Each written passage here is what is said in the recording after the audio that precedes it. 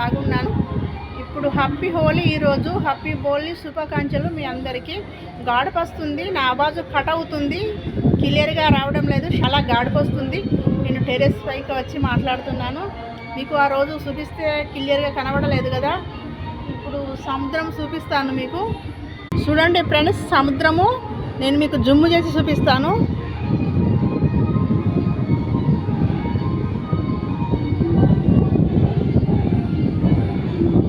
చూడండి ఫ్రెండ్స్, అది తెల్లగా కనబడుతుంది కట్టులాగా.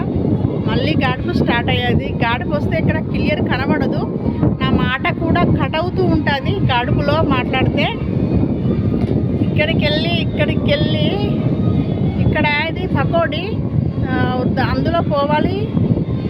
పడవలో ఒక పడవ అయితే పోతున్నది చూడండి. ఇటు ఒక పడవ వస్తుంది, అటు ఒక పడవ పోతుంది. మీకు అంతా క్లియర్గా కనపడదు. పడవలో మనుషులు ప్రయాణిస్తారు. ఆ సముద్రం దాటితే కనబడే గుడి పకోడా. ఇది పకోడా గుడి. మధ్యలో సముద్రం. ఆ సముద్రం దాటి పోవాలి అంటే పడవలో పోవాలి. ఈ సముద్రం యువతలకు వస్తే ఇది సార్కోపు. నేను ఉండేది మావీనగర్.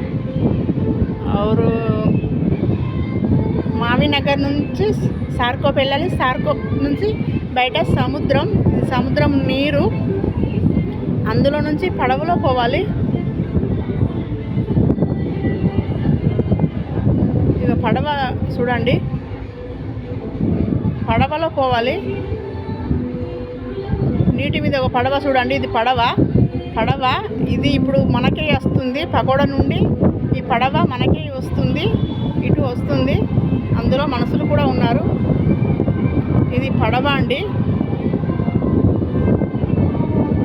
ఆ పడవలో అటు పోవాలి, ఇటు రావాలి. అది సముద్రం కాడి. మెయిన్ సముద్రం అంటే ఇది దాని ఒక పాయ అన్నమాట.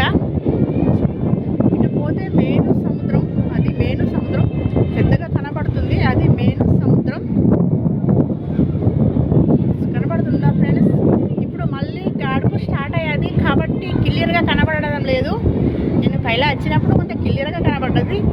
ధీరే గాడుపు కూడా ఎక్కువ అయింది. గాడుపు ఎక్కువ అయితే క్లియర్గా కనబడదు, అంత పొగ వానం అంత కనబడుతుంది. ఈ గాడుపులో నేను మాట్లాడితే మాట సుతలం క్లియర్ రాదు, వాయిస్ కూడా కట్ అవుతూ ఉంటుంది. Friends, happy Holi. Hi friends, చాలా బాగున్నారా మీరు?